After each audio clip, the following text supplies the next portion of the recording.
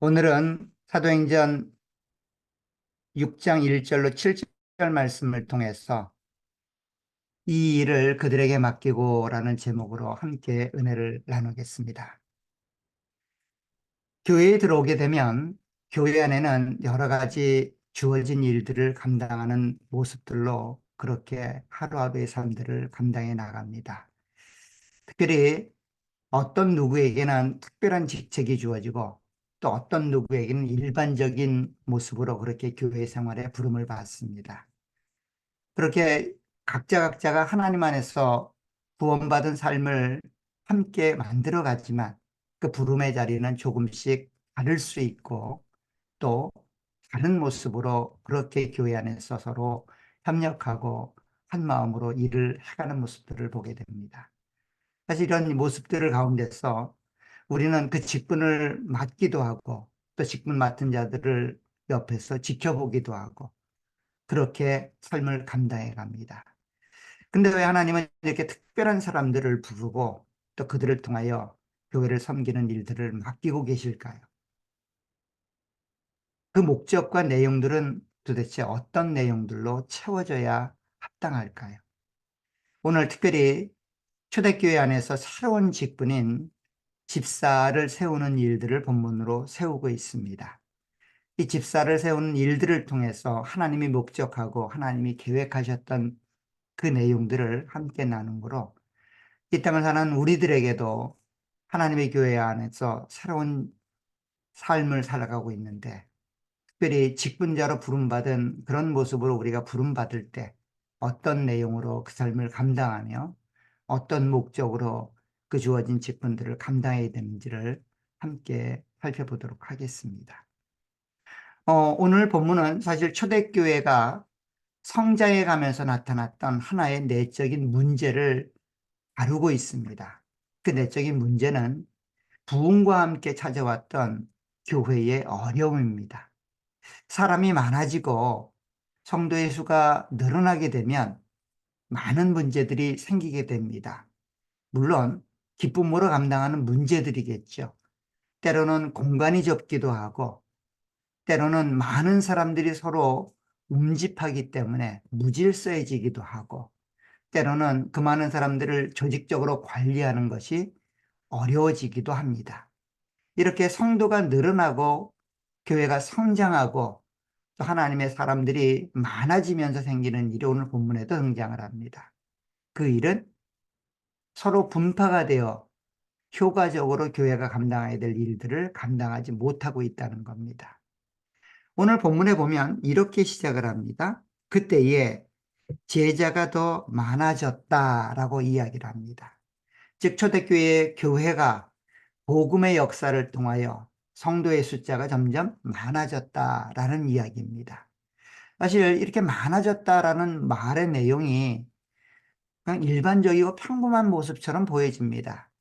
그럼에도 불구하고 이 일은 어렵고 힘든 일들 가운데 진행된 일이었다라고 볼 때 하나님의 복음의 역사는 여전히 힘있게 진전한다라는 내용을 알 수 있습니다. 우리는 5장에서 초대교회가 경험했던 가장 비극 같은 슬픔에 대해서 알고 있습니다. 그것은 바로 아나니와 삽비라가 함께 죽는 죽음의 역사였습니다. 초대교회가 상상할 수 없을 만큼 슬프고 비극적인 일이었죠. 그럼에도 불구하고 교회는 성장했고 교회는 부흥을 했습니다. 그런 와중에 또 한 번의 시련을 맞게 되지요. 사도들이 모두 잡혀 옥에 갇히고 그 사내들인 공회 앞에서 신문을 받게 되고 더 나아가서는 예수의 이름으로 가르치는 일을 금하는 일들을 받고 풀려나는 일들을 경험하게 됩니다.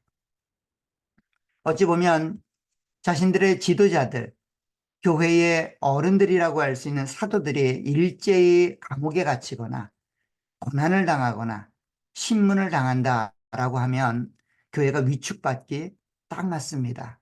성도들이 마음의 갈등을 하기에 딱 좋습니다. 그런데 이런 어려움 끝에도 복음은 진전되었습니다.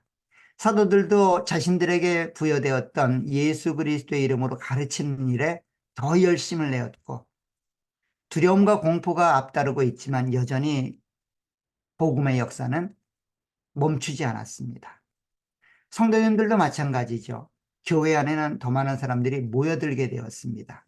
그래서 오늘 본문이 제자가 더 많아졌다라고 기록하고 있는 겁니다. 사실 복음의 역사는 이렇습니다. 아무리 큰 시련이 오고 어려움에 직면해도 그 시련과 어려움이 복음의 진전을 가로막을 수는 없습니다. 왜냐하면 생명이기 때문이지요. 생명이기 때문에 그 생명은 어떤 환경과 조건에서도 자라게끔 되어 있습니다. 이게 초대교회의 모습이고 복음을 믿는 자들의 모습이고 복음으로 은혜 받은 새로운 시대를 경험하고 살아가는 하나님의 백성들의 모습입니다. 우리 교회 안에도 많은 시련과 어려움이 있을 수 있습니다. 그 시련과 어려움이 우리를 짓누르고 우리를 가로막을 수 있습니다. 그러나 새로운 시대, 새로운 생명을 소유한 자처럼 생명력 있게 우리에게 주어진 이 복음의 역사, 구원의 역사, 하나님의 백성의 역사가 우리에게도 동일하게 생명력 있게 흘러가는 그런 역사가 되시기를 간절히 부탁드립니다. 우리 개인이 그렇게 되고 우리 가정이 그렇게 되고 우리 교회가 그런 모습으로 나타나기를 간절히 부탁드립니다. 그런데 이렇게 사람이 많아져서 생긴 문제가 생깁니다. 그것은 구제하는 일이 어려움을 겪게 된 겁니다. 즉 교회가 감당해야 될 사명과도 같고 중요한 일들 중에 하나인 구제하는 일, 그 일에 어려움이 생긴 겁니다. 오늘 6장 1절 중반절에 보면 이렇게 되어 있습니다. 헬라파 유대인들이 자기의 과부들이 매일의 구제에 빠짐으로 히브리파 사람들을 원망했다라고 말합니다. 여기 헬라파 유대인과 히브리파 유대인들이 나누어져서 서로 원망과 불평을 쏟아내었다라고 이야기하고 있습니다. 여기 헬라파 유대인이란 말은 헬라말을 쓰는 유대인들이란 뜻입니다. 헬라말, 즉 그리스어를 썼던 그 당시 교회 안에 있던 사람들을 부르는 말입니다.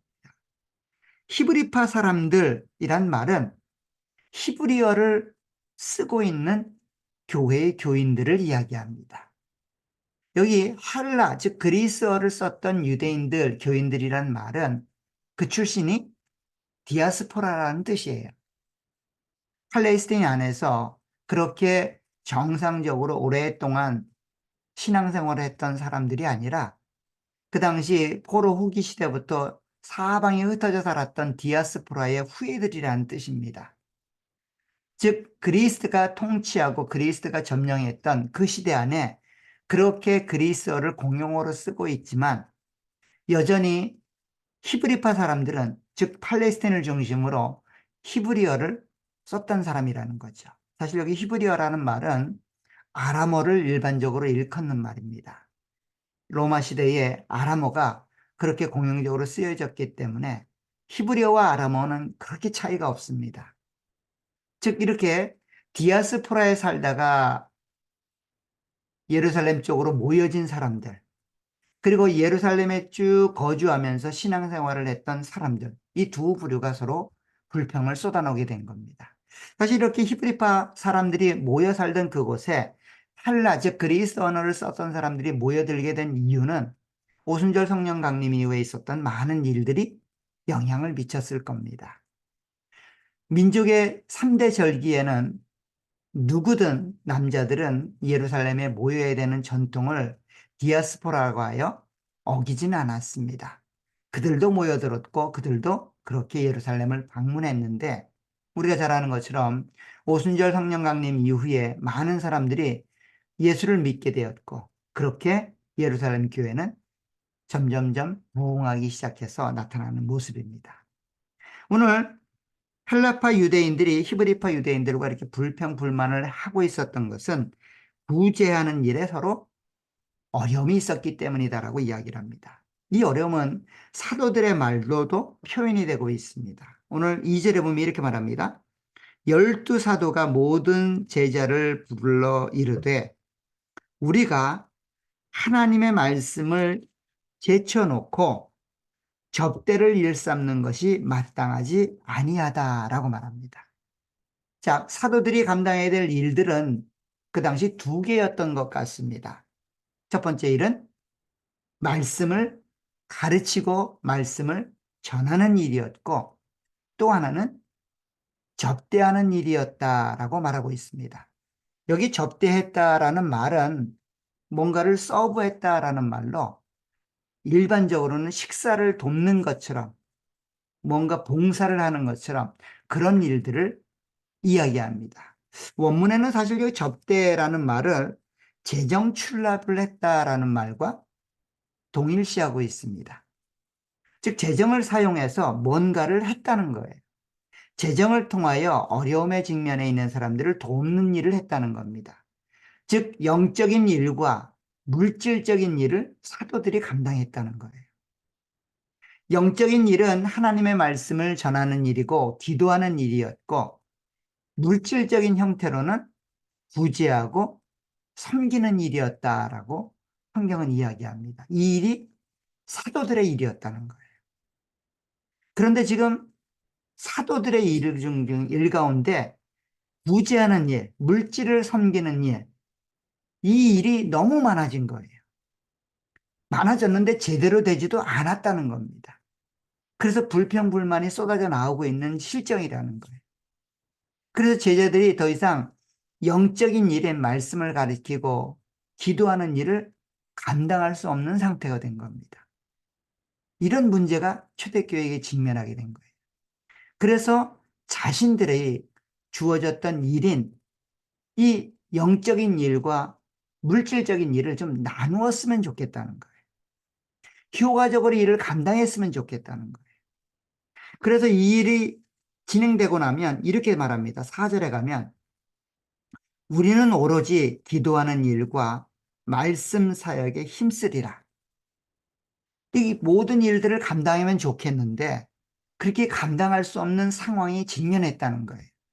그만큼 수많은 사람들이 모여들어서 기쁘고 감사한 일이지만 이 일을 제대로 감당할 수 없으니 7명을 따로 세워 그들로 하여금 우리가 감당했던 물질로 섬기는 일, 부지하는 일, 그 일을 감당케 하고 우리는 말씀과 기도하는 일을 감당하겠다는 겁니다.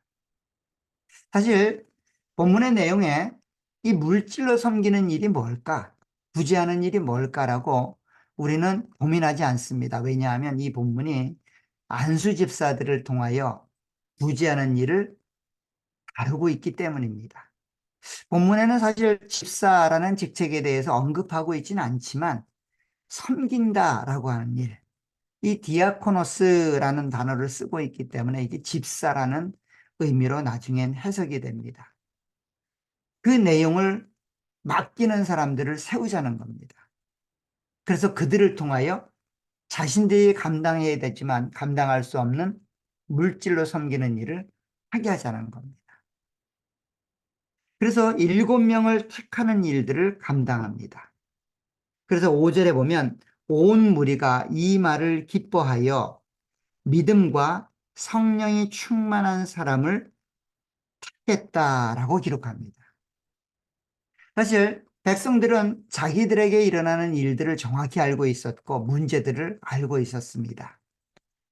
그리고 사도들이 이 일을 다 감당할 수 없다는 것도 알고 있었습니다. 사도들 역시 마찬가지죠.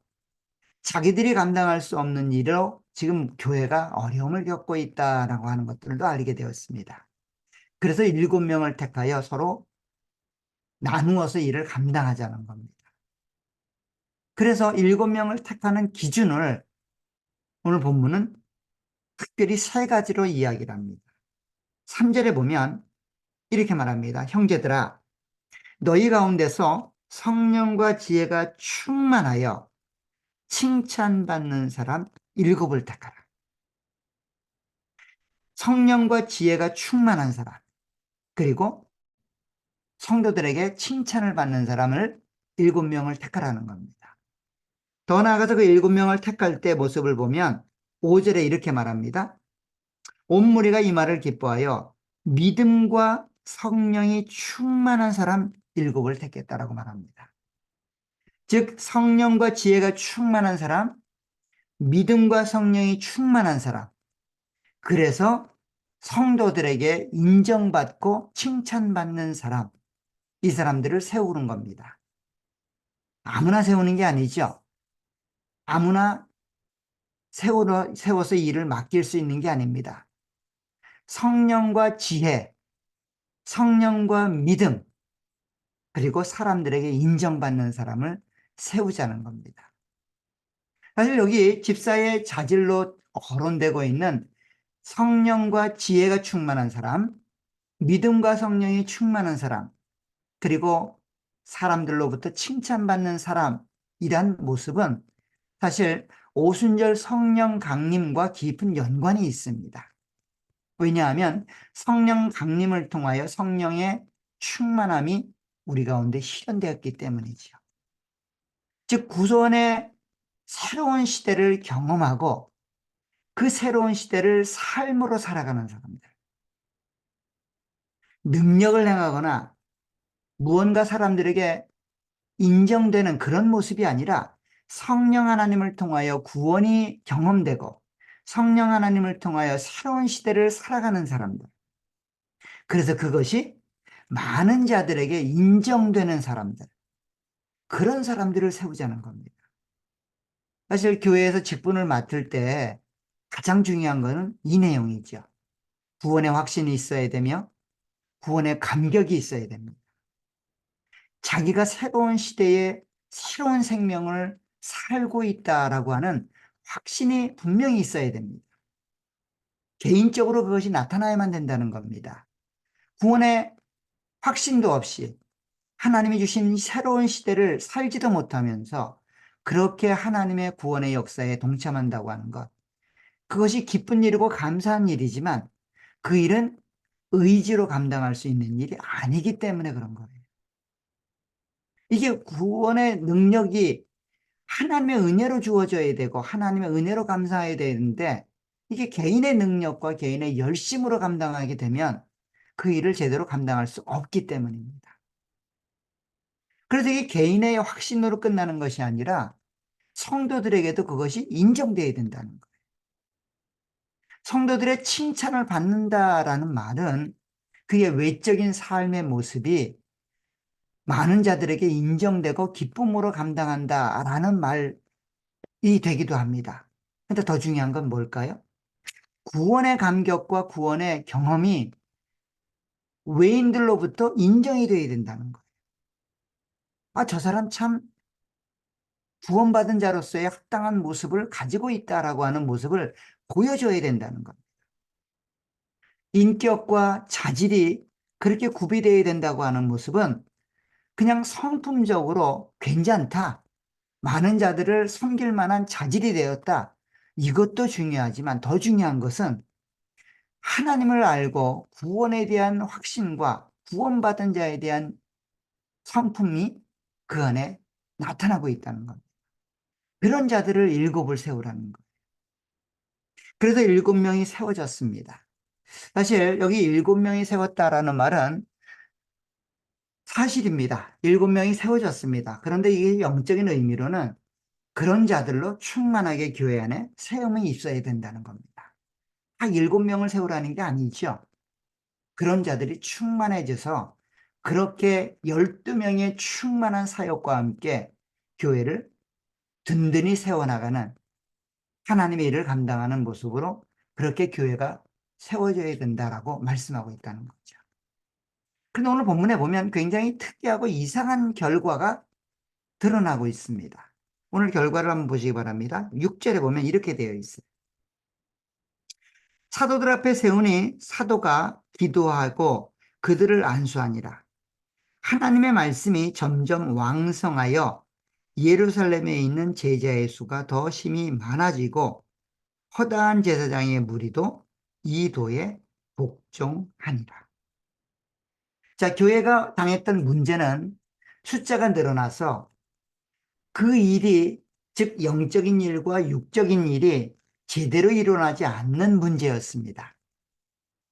특별히 물질로 섬기는 일에 치중할 수밖에 없는 그 현실적인 문제 앞에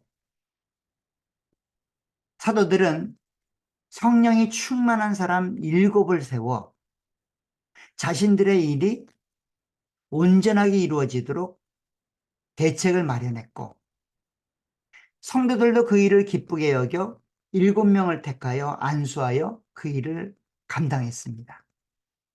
그런데 결과를 기록하며 말씀이 흥왕해졌다라고 기록하고 있다는 겁니다.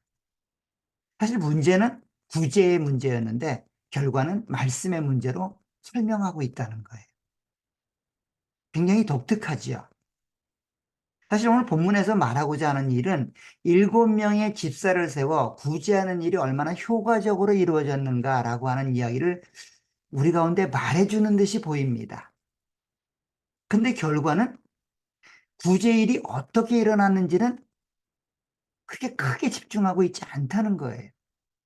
오히려 집중하는 일은 말씀이 얼만큼 효과적으로 전달되었는가라고 하는 부분에 말씀이 집중되고 있다는 거예요.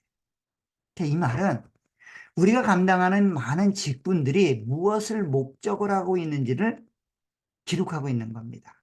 사실 여기서 보면 말씀을 전하는 일과 물질을 통하여 섬기는 일이 교회에 감당하는 양축처럼 보여집니다.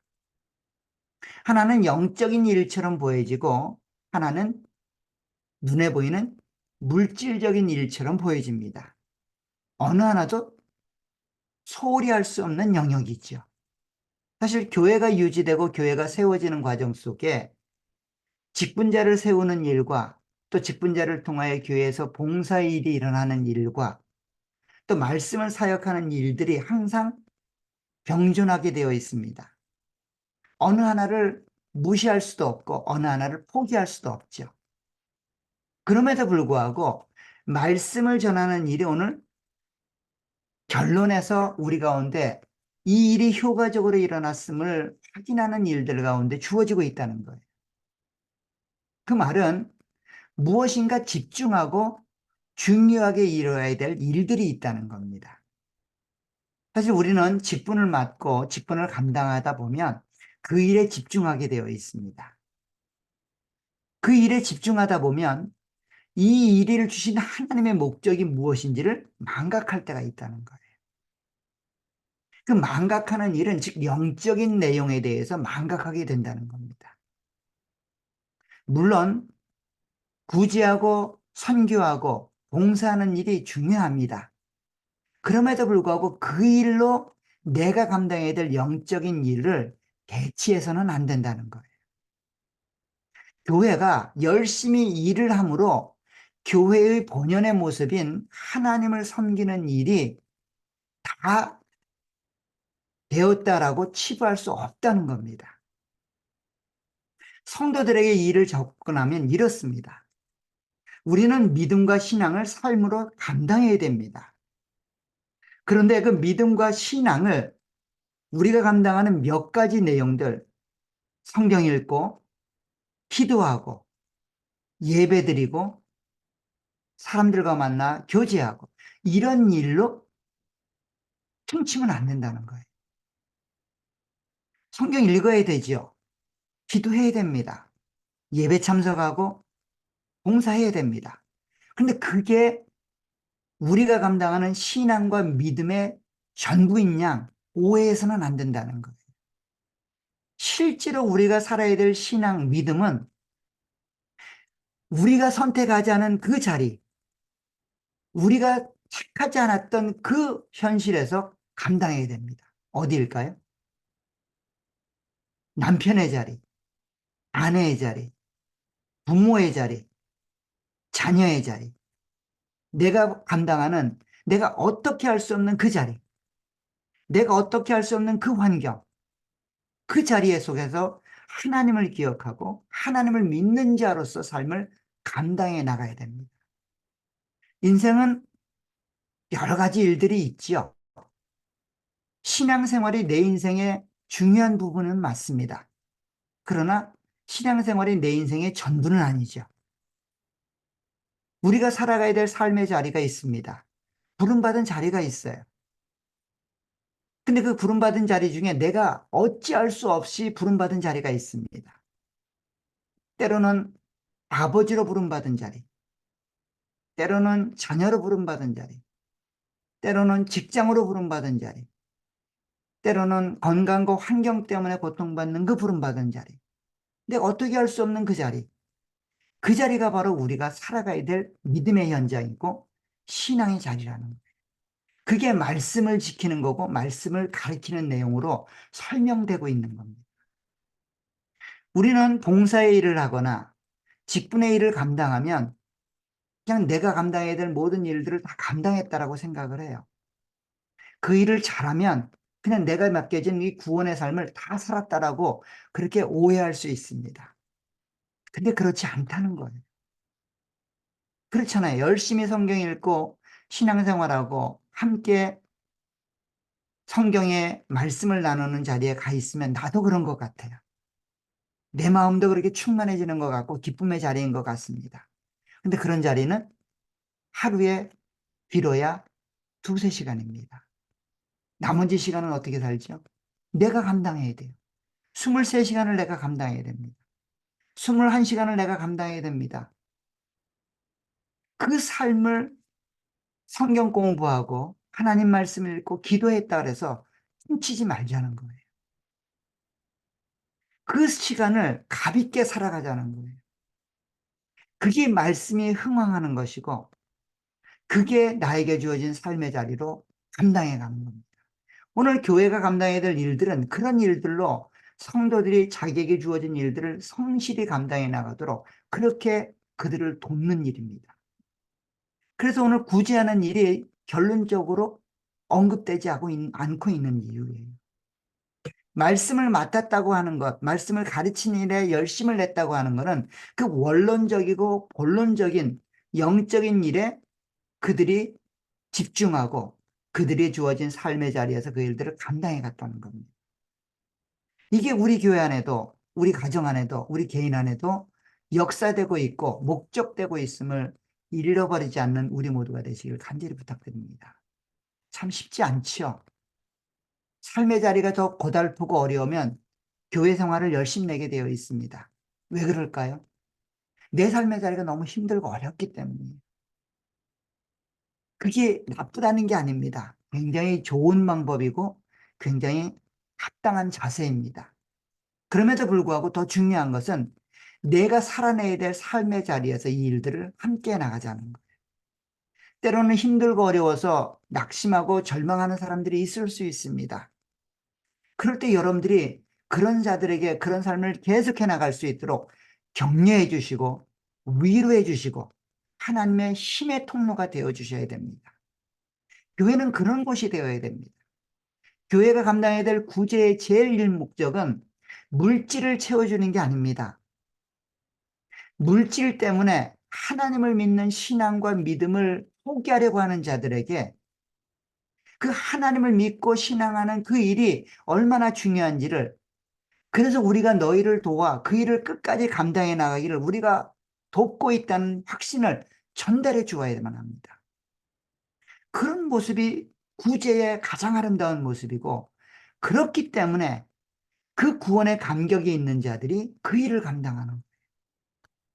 아무나 그 일을 감당하는 게 아니라 구원의 감격으로 삶을 살아가고 있는 자들, 믿음과 신앙으로 삶의 원리와 내용을 삼는 자들, 그런 자들이 그 자리에 가서 그런 삶을 살지 못하는 환경과 조건에 처해 있는 자들을 도와 그 일을 함께 나갈 수 있도록 그렇게 돕고 협력하고 서로 세워나가는 일들을 감당하고 있다는 겁니다.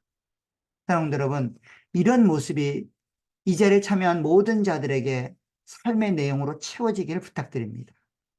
그리고 그 일을 이제 맡겨진 직분 안에서 성실히 감당해 감으로 힘들고 어려운 상황에 있는 자들이 또 한 번 도움을 얻고 위로를 받고 격려를 받는 그런 믿음의 복음의 역사가 진전되어 나가기를 간절히 부탁드립니다.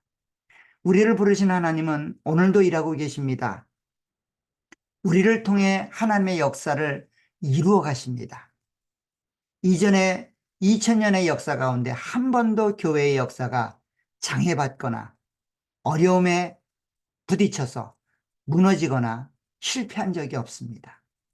조금은 어려워서 주춤하는 듯이 보이고 조금은 힘들어서 멈추는 듯이 보이지만 여전히 복음의 역사는 진전되어 갔고 여전히 교회의 역사는 성장해 갔습니다. 왜 그럴까요? 하나님이 하시기 때문입니다. 구원의 생명의 역사이기 때문입니다. 살아있는 새로운 시대이기 때문입니다. 이것이 우리 안에도 동일하게 역사되고 있음을 기대하시고 잊지 마시고 소망하며 살아가는 우리 모두가 되시기를 간절히 부탁드립니다. 때로는 우리 개인의 신앙과 믿음의 삶이, 우리 가정의 모습이, 혹은 교회 공동체의 모습이 조금 주춤하는 듯이 보일 수도 있습니다. 아픔처럼 다가오는 모습처럼 장애처럼 보일 수도 있습니다. 그러나 하나님을 기대하십시다. 하나님이 이루십니다. 하나님이 역사해 가실 겁니다. 하나님이 은혜를 베푸실 겁니다. 하나님의 복음의 역사를 진전시켜 가실 겁니다. 우리 개인의 삶을 통하여, 가정을 통하여, 교회를 통하여 하나님의 말씀의 역사가 진전되어 갈 겁니다. 그 일들을 위해서 한 마음이 되어주시고 그 일들을 위해서 한 생각으로 마음을 모아주시는 우리 모두가 되시기를 간절히 부탁드립니다. 그래서 우리도 도움을 받고 도움이 필요한 자들에게도 우리가 도움이 되어 하나님의 복음의 역사를 우리 가정을 통하여 우리 공동체를 통하여 진전시켜 나가시는 우리 모두가 되시기를 간절히 축원합니다. 기도하도록 하겠습니다. 하나님 아버지, 복음의 은혜가 우리 가운데 주어졌음을 다시 한번 감사를 드립니다. 하나님을 알 수도 없었고 죄악 가운데 죽었던 우리를 그리스도의 복음의 능력을 덧입게 하셔서 새로운 시대에 새로운 생명을 허락해 주심을 감사를 드립니다.